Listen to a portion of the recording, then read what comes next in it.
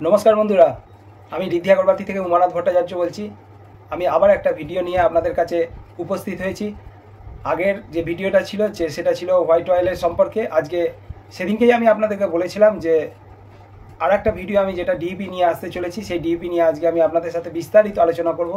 ডিইপি সম্পর্কে আপনাদের ধারণাটা এবং হোয়াইট অয়েল সম্পর্কে ধারণাটা আপনাদের পরিষ্কার হয়ে যাবে। আজকে বিশেষভাবে আমরা যেটা আলোচনা করব সেটা হচ্ছে ডিইপি অয়েলটা কতটা ধূপকাঠির জন্য প্রয়োজনীয় এবং কোন কোম্পানির ডিইপি অয়েলটা সবথেকে ভালো হবে সেই সম্পর্কেই আপনাদের বিস্তারিত ধারণাটা দেওয়ার চেষ্টা করব। এবং আপনারা যেটা ভালো বুঝবেন সেটাই নেবেন। আমি কোনো কোম্পানির অ্যাড করতে আসিনি, আমি আপনাদের উপকার হবে সেই ধরনের ইনফরমেশান দেওয়ার জন্য আপনাদের কাছে আমি এই ভিডিওটা উপস্থাপন করছি। আশা করি যদি ভালো লাগে অবশ্যই লাইক করবেন। যদি আমার ভিডিওগুলো ভালো বলে মনে হয় তাহলে যারা এখনও সাবস্ক্রাইব করেননি তাদের রিকোয়েস্ট করব আমার ভিডিওটা দেখার সাথে সাথে সবকটা ভিডিও দেখে তবে জাজ করবেন আমাকে, এবং যদি ভালো বোঝেন তাহলে অবশ্যই সাবস্ক্রাইব করবেন আমার চ্যানেলটাকে। আর যদি খুব ভালো লাগে তাহলে অবশ্যই লাইক করবেন এবং আরও 5 জনকে জানানোর জন্য অবশ্যই আমার ভিডিওটা শেয়ার করে দেবেন। এর মূল আলোচ্য বিষয় হচ্ছে ডিইপি অয়েল। ডিইপি অয়েল সম্পর্কে আমরা আলোচনা করব। তো এই আলোচনার প্রথমেই আপনাদের যেটা জেনে রাখা দরকার যে ডিইপির ফুল ফর্মটা কী আছে। তো ডিইপির ফুল ফর্ম, যেহেতু আপনারা ধূপকাঠি নিয়ে ব্যবসা করছেন এবং এই সেন্ট নিয়ে নাড়াঘাটা করছেন, সেহেতু ডিইপি ডিপিজি এই সমস্ত বিষয়গুলো আপনাদের কম বেশি অল্প করে ধারণা থাকাও দরকার আছে। তাতে করে দেখবেন হয়তো আগামী দিনে কোনো না কোনো জিনিসটা কোনো না কোনোভাবে আপনাদের প্রয়োজন হয়ে যেতে পারে।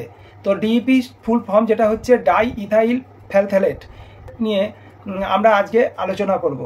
এটা একটা ক্রুড অয়েল, খনিজ তৈল, এবং এটার আমরা ব্যবহার করি বিভিন্ন মেডিসিনেও ব্যবহার হয় এবং আমরা সচরাচর এটা ব্যবহার করি আপনার ধূপকাঠি অয়েলের ক্ষেত্রে। ধূপকাঠির যে আমরা পারফিউমটা আমরা ইউজ করি সেই পারফিউমের কস্টিংটাকে কমানোর জন্য আমরা এই ডিইপি অয়েলটা ব্যবহার করে থাকি। ডিইপি অয়েল সচরাচর দেখতে স্বচ্ছ, অর্থাৎ এর কালারটা হচ্ছে ট্রান্সপারেন্ট কালার। দেখুন আমি এই টিউবের মধ্যে ডিইপি অয়েলটা রেখেছি, হয়তো আপনারা বুঝতে পারছেন না। দেখুন কাছে দিয়ে দেখাচ্ছি, এতটাই স্বচ্ছ যে এর ভেতরে যে আমি এটাকে ঢেলেছি সেটা কিন্তু বোঝাই যাচ্ছে না। দেখুন আপনারা দেখলে বুঝতে পারবেন ডিইপি অয়েলটাকে। এই ডিইপি অয়েল আমরা ধূপকাঠিতে ব্যবহার করে থাকি।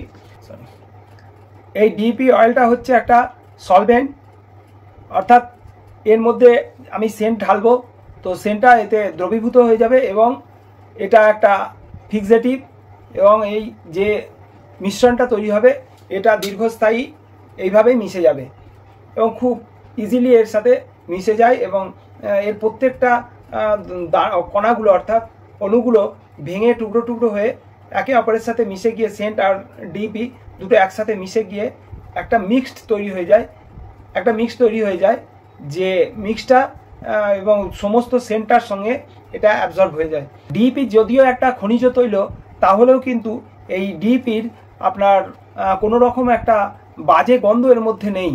এটাকে আপনারা ব্যবহার করে দেখতে পারেন। এর মধ্যে একটা অয়েলি ভাব রয়েছে এবং একটা হালকা একটা মিষ্টি গন্ধ রয়েছে, এবং গন্ধটা এই নয় যে এটা আপনি ধূপকাঠির সাথে মিশিয়ে দিলেই এর একটা সুবাস বেরোবে, কোনো দিন নয়, সেটা নয়। কিন্তু এই তেলটা একটা সুন্দর একটা ভালো গন্ধ রয়েছে এবং সেটা খুব মৃদু হালকা। এর যে সেন্টটা সম্পূর্ণভাবে ছড়ায় এবং সেন্টটাকে ঠিকঠাক মতো কাজে লাগানো যায়। আগের দিন আমরা দেখিয়েছিলাম যে হোয়াইট অয়েলের সঙ্গে যদি আমরা কোনো পারফিউম মেশাই, তো পারফিউম মেশালে সেই মুহূর্তের জন্য ওটা পুরোপুরিভাবে মিশে যায়, কিন্তু পরে রেখে দিলে আস্তে আস্তে কিন্তু সেন্ট এবং তেল দুটো আলাদা হয়ে যায়। তো সেক্ষেত্রে আমি বলেছিলাম যে দুটোকে একসঙ্গে ভালো করে ঝাঁকিয়ে নিয়ে তারপরে সঙ্গে সঙ্গে ওটাকে কাঠির সাথে মিশিয়ে দিতে। হলেও হোয়াইট অয়েলের মধ্যে একটা বাজে গন্ধ অনুভব করে, অর্থাৎ যে সেন্টটা আমরা ইউজ করাচ্ছি হোয়াইট অয়েল দিয়ে তাতে যে সেন্টটা আসে সেই সেন্টের পিছনে একটা বাজে গন্ধ কিন্তু থেকে যায়। ডিইপি অয়েলের ক্ষেত্রে কিন্তু আপনি সেটা পাবেন না। ডিইপি অয়েলের ক্ষেত্রে আপনি যখনই সেন্ট মেশাবেন, সেন্ট মেশানোর সাথে সাথে ও কিন্তু কোনো বাজে গন্ধ দেবে না, সুন্দর গন্ধ দেবে। আচ্ছা, ডিইপি অয়েলটা আমরা মেশাবো কিসের জন্য, কী জন্য, সেটা হচ্ছে প্রথম কথা। ধরুন আমি এই আমার র সেন্ট একদম এই যে বোতলে আমার র সেন্ট রয়েছে। এই যে র সেন্টটা আমরা কি করব, যদি আমরা কোনো ধূপকাঠিতে এই র সেন্টটা সরাসরি মিশিয়ে দিই, কতগুলো সমস্যা দেখুন। এর কস্টিংটা বেড়ে যাচ্ছে, অনেক বেশি কস্টিং এসে যাচ্ছে। আর কি হচ্ছে না, এর সেন্টটা সেরকমভাবে কিন্তু ছড়াতে পারে না, ছড়ায় কিন্তু সেরকমভাবে ছড়াতে পারে না। কিন্তু আপনি যদি এর সঙ্গে এই যে আমি এটাতে ঢেলে নিয়েছি, এই টিউবের মধ্যে ঢেলে নিয়েছি এই সেন্টটা, তো আপনি যদি যেটা করবেন যে এই ডিইপি অয়েলের সঙ্গে যদি আপনি এই সেন্টটাকে মিশিয়ে দেন, তাহলে দেখুন কি ঘটে।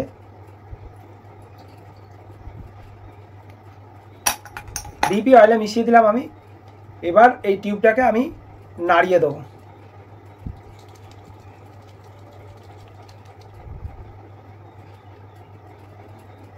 এখন দেখুন আপনাদের সামনেই আমি দেখাচ্ছি, দেখুন প্রত্যেকটা তেলের প্রত্যেকটা কণার সঙ্গে কিন্তু সেন্টটা মিশে গেছে, একদম পুরোপুরিভাবে মিশে গেছে।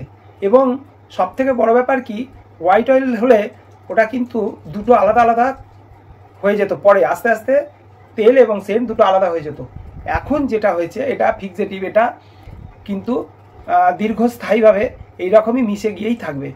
এবং এটাকে আর একটু ভালো হয়, আপনারা যখন সেন্টটা মেশাবেন তার আগের দিন ডিইপি অয়েলের সাথে সেন্টটাকে ভালো করে মিশে ঝাঁকিয়ে নিলেন একবার, আবার মোটামুটি 5-6 ঘন্টা আরেকবার ঝাঁকিয়ে নিলেন, সারা রাত থাকলো, পরের দিন সকালবেলা আবার একবার ঝাঁকিয়ে নিয়ে তারপরে যদি আপনি এটা মেশান, তো আপনার যে সেন্টটা, সেই সেন্টের যে পারফিউমটা আর কি, পারফিউমটা সম্পূর্ণভাবে ডিইপির সাথে মিশে যাবে। এবং পারফিউমের গন্ধটা কিন্তু আরও ব্যাপকভাবে ছড়াবে। কেন ছড়াবে না, ডিইপি অয়েলটা এমনই একটা জিনিস যে এটা কাঠিতে ডিইপি অয়েল গেলেই কাঠিটার মধ্যে খুব ধোঁয়া বেরোয়, ঠিক আছে। ডিইপি অয়েল থাকলে ধোঁয়া, কাঠিটা জ্বাললে, একটা ধূপ জ্বললে তাতে প্রচুর পরিমাণে কিন্তু ধোঁয়া বার হয়। এবং দেখুন খুব সুন্দরভাবে মিশে যাওয়ার ফলে যে সেন্টটা আমার তৈরি হলো, এই সেন্টটা কিন্তু যে আপনি বলবেন হালকা হয়ে যাবে, না, হালকা হবে না। এর রেশিও অনুযায়ী কিন্তু যত কম রেশিওতে থাকবে সেটা সম্পূর্ণভাবে মিশে গিয়ে এবং সুন্দরভাবে ছাড়বে। অর্থাৎ আপনার কস্টিংটাও কমে গেল, ধোঁয়াটাও বেশি হলো, বোঝাতে পারলাম, কস্টিংটাও কমে গেল, আবার ধোঁয়াটাও কিন্তু প্রচুর পরিমাণে ছড়াতে পারবো। এবার ধোঁয়াটা যত ছড়াবে, ওই ধোঁয়ার সাথেই কিন্তু সেন্টটা নিয়ে চারিদিকে ছড়িয়ে যাবে। অর্থাৎ ডিইপি অয়েলটা আমাদের ভীষণভাবে প্রয়োজনীয় এই ধূপকাঠির লাইনে। ডিইপি অয়েল এবং সেন্ট এটা কি করছে না, পারফিউমটাকে, তার কোয়ালিটিটাকে অনেকটা বাড়িয়ে দিচ্ছে, অর্থাৎ এটা স্প্রেডিং ক্যাপাসিটিটা অনেক বেড়ে যাচ্ছে, ছড়িয়ে যাচ্ছে এবং কস্টিংটাকেও কমাচ্ছে। আপনার হয়তো মনের মধ্যে প্রশ্ন জাগতে পারে যে বেশ, আমি ডিইপি ব্যবহার করব, কিন্তু আপনি আমাকে প্রশ্ন করতেই পারেন যে কোন কোম্পানির ডিইপি ব্যবহার করব। দেখুন বাজারে অনেক রকম ডিইপি রয়েছে, অনেকগুলো কোম্পানি ডিইপি তৈরি করে, বাজারে বিক্রি করে। এই কোম্পানিগুলোর মধ্যে যাদের সুনাম সবথেকে বেশি তাদের রেটও বেশি, যাদের সুনাম সবথেকে একটু কম আনুপাতিক হারে, তাদের রেটটাও আনুপাতিক হারে একটু কম। আপনি যে কোনো ডিইপি ব্যবহার করতে পারেন, কেননা এটা যেহেতু খনিজ তৈল, এখানে ডিইপি সব সমান, কম বেশি সবাই সমান। কোম্পানির বিভিন্নতা অনুযায়ী এক এক ধরনের ডিইপির এক এক ধরনের রেট থাকতেই পারে, সেক্ষেত্রে আপনার যেটা পছন্দ হবে আপনি সেটা নিয়েই কাজ করতে পারেন। এর মধ্যে বিভিন্ন কোম্পানি রয়েছে, সিলভাসা রয়েছে, কেএলজের সিলভাসা লেখা ছাড়াও একটা কেএলজে বিক্রি হয়, তো সেটাও কিন্তু ভালো, আপনি সেটাও নিতে পারেন। সিলভাসা পাওয়া যায় কিনা আমি ঠিক জানি না, আগে তো সিলভাসাই পেতাম। আচ্ছা, ইন্দো জিএসপি আছে, তারপরে আপনার নিশান্ত আছে, আচ্ছা, তারপরে আপনার বিকাশ আছে, বিভিন্ন কোম্পানি আছে, আপনি যেটা খুশি নিতে পারেন। এক একটার এক এক রকম রেট, তো রেটের ওপর নির্ভর, যে কোয়ালিটি নির্ভর করে সেটা এমন কিছু ব্যাপার না, আপনি যে কোনো কোম্পানি নিতে পারেন। তো আমি বলবো যে যেটা আপনার কাছে পছন্দ সেটাই আপনি নেবেন এবং ডিইপি ব্যবহার করবেন অবশ্যই ধূপকাঠির সাথে। কখনোই কিন্তু খুব প্রয়োজন ছাড়া কখনোই কিন্তু আপনারা হোয়াইট অয়েল বা এলএলপি এসব কিছু ব্যবহার করবেন না, ডিইপি ব্যবহার করবেন। তাতে করে সেন্টের কোয়ালিটি ভালো থাকবে, সেন্টটা খুব সুন্দর ছড়াবে এবং কোনো রকম দুর্গন্ধ আসবে না। এবং ডিইপি হচ্ছে ধূপকাঠি লাইনের ফিক্সেটিভ হিসেবে ডিইপি কিন্তু একদম বেস্ট, হ্যাঁ। এবং এর যদিও রেটটা বেশি, তাহলেও কিন্তু ডিইপি ব্যবহার করাটাই কিন্তু শ্রেয়। এই ছিল আজকের ভিডিও।